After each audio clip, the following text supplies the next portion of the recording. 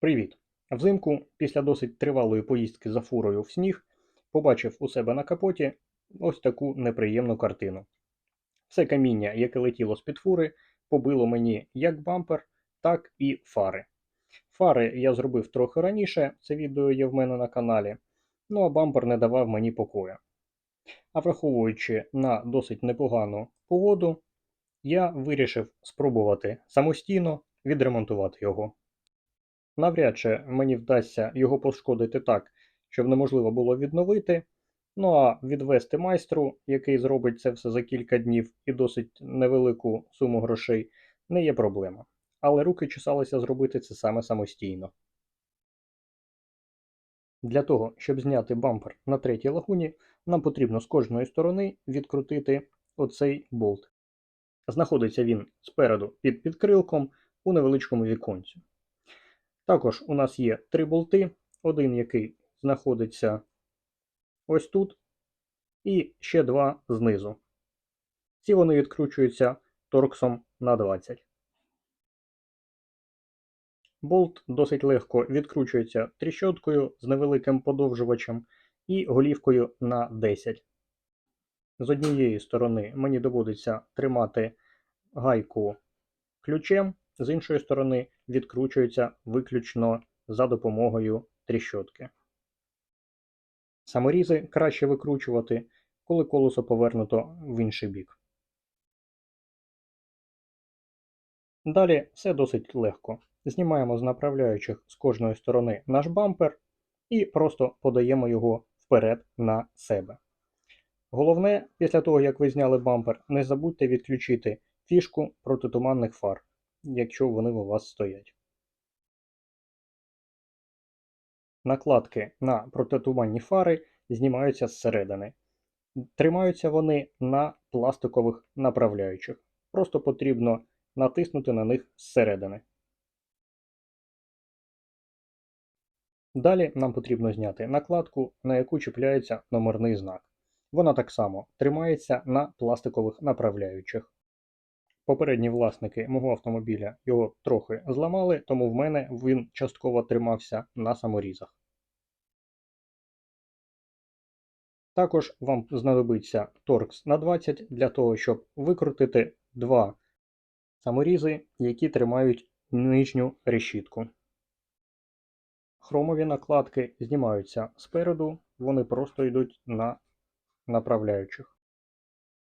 Окрім двох саморізів, накладка, яка тримає решітку, тримається також на направляючих. Їх можна відігнути плоскою викруткою. В розібраному стані мій бампер виглядає ще гірше, ніж в зібраному. Зламані направляючі, облізла фарба, шпаклівка, яка не тримається, ну і мій бампер вже був клеєний. Також досить легко відлущувалась фарба, особливо під фарами. Сам ремонт я почав з того, що прибрав всю фарбу, яка починала відлущуватися. А такої виявилось досить багато. Потім я все зашкурив і прибрав зайву шпаклівку, яка також погано трималася. Ну і по ходу спробував підклеїти направляючі. Після того, як я підготував поверхню і знежирив її, я почав наносити шпаклівку. Шпаклівку мені рекомендували еластичну, тому що бампер під час руху автомобілю трохи змінює свою форму і звичайна шпаклівка не буде триматися. Через те, що робив це вперше, трохи переборщив з затверджувачем. Коли я замішав шпаклівку вдруге, вона вже була потрібної консистенції і досить легко наносилась. Але знову ж таки, через брак досвіду цієї шпаклівки я наніс забагато. І наступного дня я витратив забагато часу і наждачки для того, щоб цю всю зайву шпаклівку прибрати. Тепер я вже розумію, що шпаклівку треба наносити тонким шаром і лише в тих місцях, де вона реально потрібна. Але, на жаль, досвід приходить одразу після того, як він був потрібен. Доки моя шпаклівка застигала, я вирішив трохи підлатати свій капот. Там також були сколи, особливо в місці, тримання емблеми. І побачив дуже цікаву річ. А саме верхній шар фарби був нанесений просто на брудну поверхню. Скоріш за все, бампер робили так само, і саме тому так легко відлущувалась з нього фарба. Робив я все максимально просто і швидко, а саме зачистив поверхню, залив трохи фарби там, де це потрібно, а потім просто вирівняв поверхню. Плюсом я вирішив перефарбувати нижню кромку свого капоту.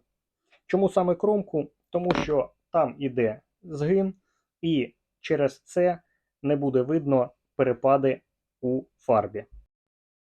Я вирівняв поверхню 1000-ю наждачкою, а також зрівняв всі нерівності через сколи на фарбі. Далі наклеїв стрічку чітко по контуру загину. Закрив все, що не потрібно фарбувати, і, знежиривши поверхню, наніс кілька шарів фарби з балону. Звичайно, приділив особливу увагу кромці, бо саме на ній було багато сколів. Ну і поки фарба ще повністю не висохла, прибрав стрічку. Це дозволить нам мати більш чіткі краї, без відривів. Завдяки затверджувачу шпаклівка в нас висихає повністю вже за 1 годину. Це дозволило мені досить швидко переступити до видалення зайвої шпаклівки за допомогою наждачної бумаги.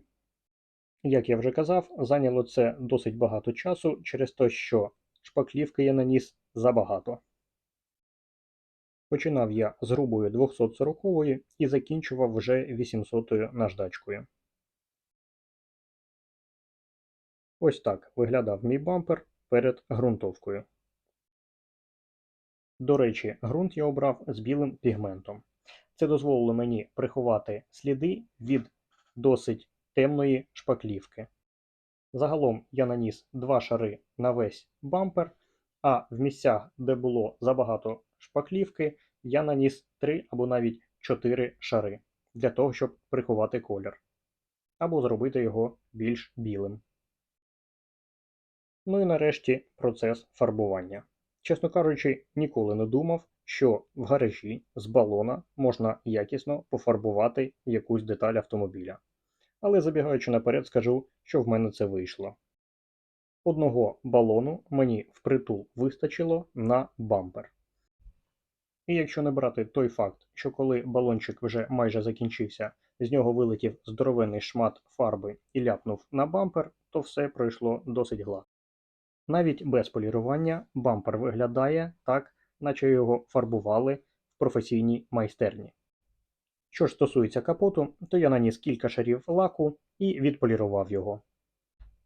Єдине, що в мене не вийшло, це нормально оновити чорні деталі бамперу. Особливо та деталь, на яку ми чіпляємо наш номер. Фарбу я взяв неякісну, і вона не засохла навіть через 2 доби після нанесення. Але нічого, візьму нормальну фарбу і окремо зафарбую ту деталь. Ну а бампер виглядає шикарно, враховуючи, що це перша деталь, яку я фарбував, і фарбував я його зі звичайного балона у гаражі. Загалом я витратив на це 1300 гривень. 400 гривень – це балон фарби, 200 гривень – це наждачка і полірувальний диск, який я взяв на ринку, 250 гривень коштувала шпаклівка і близько 270 гривень коштував великий балончик з лаком. Додати сюди ще 200 гривень на нормальну чорну фарбу і, в принципі, загальна сума сягатиме 1500 гривень. Для такої роботи це невеликі гроші. Ну а результат дуже помітний. Ну і одне я знаю точно. Ця фарба буде триматися набагато краще, ніж фарба нанесена на бруд, як це було у мене. Ну і не бійтеся експериментувати. Іноді це того варте. Дякую за перегляд.